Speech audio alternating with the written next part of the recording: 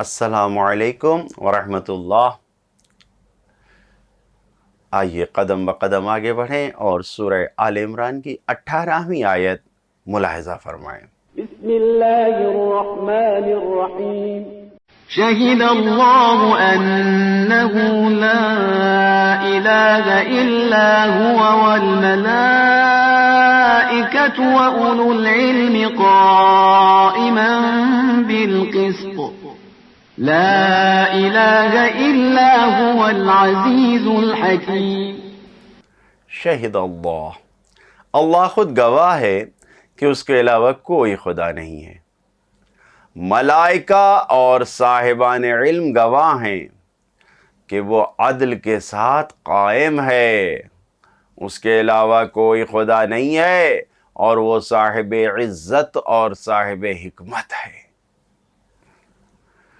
خدا کے خود گواہ ہونے کا مطلب یہ ہے کہ اس کے صفات و کمالات اور اس کی تخلیق خود گواہ ہے کہ دوسرا خدا نہیں ہو سکتا، اور یہی اس کی عدالت بھی ہے۔ خود اس کی یہ عدالت دلیل ہے کہ ساری کائنات مکمل مرتب منظم ایک سسٹم کے تحت چل رہی ہے، جو اس نے سسٹم بنایا اسی کے چل رہی ہے۔ واضح ہے کہ ملائکہ اور صاحبان علم اس کے عدل کے گواہ ہیں۔ تو اب یہ جان لیجئے کہ جس مذہب میں عدل الہی کا عقیدہ نہیں ہے وہ ملائکہ کے خلاف اور جہالت کا مذہب ہے۔ اللہ تعالیٰ نے ایک نظام، ایک ہی سسٹم پوری کائنات میں ایجاد کر رکھا ہے، جس کے ذریعے سے وہ خود اپنے یکتا ہونے پر گواہ ہے۔ جو نظم و ترتیب اس کائنات پر حکم فرما ہے، اس خلقت میں، اس عالم ہستی میں موجود ہے، یہ سب کے سب خدائے واحد و یکتا کی قدرت پر گواہ ہیں، جیسا کہ دعائے صباح میں پڑھتے ہیں، یا من ضل علی ذاتہ بذاتہ، اے وہ خدا جو اپنی ذات سے اپنی ذات پر ہماری رہنمائی کرتا ہے۔ آفتاب آمد دلیل آفتاب۔ فرزند رسول حضرت امام محمد باقر علیہ السلام فرماتے ہیں، یہ جو اس آیت میں اولو العلم ہے، یعنی صاحب علم سے مراد انبیاء کرام ہیں، اوصیاء کرام ہیں۔ توجہ فرمائیں ایک نکتے کی طرف، جہاں پر کثرت ہے، تعداد زیادہ ہے، وہاں پہ محدودیت ہے، لمیٹڈ ہوتا ہے۔ پھر جب ہر چیز کی کثرت ہوتی ہے تو وہاں پر کچھ نہ کچھ لمیٹڈ ہوتا ہے، محدود ہوتا ہے۔ لیکن اگر ایک گھر کو کہیں کہ یہ لامحدود ہے، بے نہایت بڑا ہے، تو اس کا مطلب یہ کہ پھر کوئی دوسرا گھر اس کے ساتھ نہیں ہے۔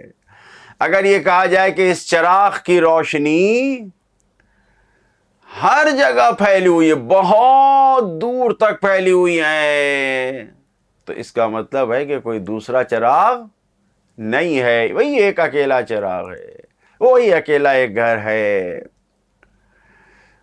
اللہ لامحدود ہے، بے حد و بے نہایت ہے، اس کی کوئی حد نہیں ہے۔ اگر محدود ہوتا تو پھر نیستی نابودی، یعنی عدم سے مل جائے گا، نابودی سے مل جائے گا۔ لہذا کوئی بھی لامحدود تکرار کے قابل نہیں ہے۔ جو انلمیٹڈ ہے، جو لامحدود ہے، وہ ریپیٹ نہیں ہوتا، تکرار نہیں ہوتا، اس کا دوسرا نہیں ہو سکتا۔ اللہ یکتا ہے، اکیلا ہے، وحدہ لا شریک ہے۔ تو بہترین دلیل خود اللہ کی ذات، اس کی ذات پر ہے کہ وہ اکیلا ہے، وحدہ لا شریک ہے۔ جو پیغامات ہیں، پہلا پیغام یہی ہے کہ عملی گواہی بہترین گواہی ہوتی ہے۔ عالم ہستی کے درمیان موجود، یہ جو کائنات ہستی ہے، اس کے درمیان موجود جو نظم ہے، جو سسٹم ہے، یہ اس کا خود بہترین سسٹم ہونا، یہ خود بہترین نمونہ ہے کہ اللہ ایک ہے، یہ اس کے ایک ہونے پر گواہ ہیں۔ یہ سب فی کل شیء لہ آیۃ، ہر چیز میں اس کی نشانی ہے. تدل علی انہ واحد، جو دلالت کرتی ہے کہ وہ ایک ہے.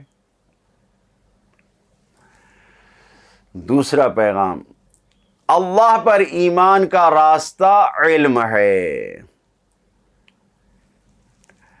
اور سچا حقیقی علم ہی انسان کو اللہ سے قریب کرتا ہے، تمام ہستی اور موجودات کے خالق اور سر چشمے کو پہچانواتا ہے کہ کہاں سے یہ ہستی وجود میں آئی ہے، کون ہے اس ہستی کو وجود دینے والا. حقیقی علم وہاں تک انسان کو لے جاتا ہے. تیسرا پیغام، صاحبان علم فرشتوں کے شانہ بشانہ ہیں. خداوند عالم اس آیت میں کہہ رہا ہے ملائکہ اور صاحبان علم گواہ ہیں، تو صاحبان علم فرشتوں کے شانہ بشانہ چل رہے ہیں.